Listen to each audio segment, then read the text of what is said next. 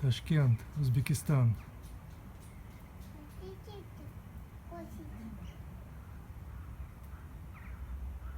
Птицы продемонстрировали спиралеобразную форму.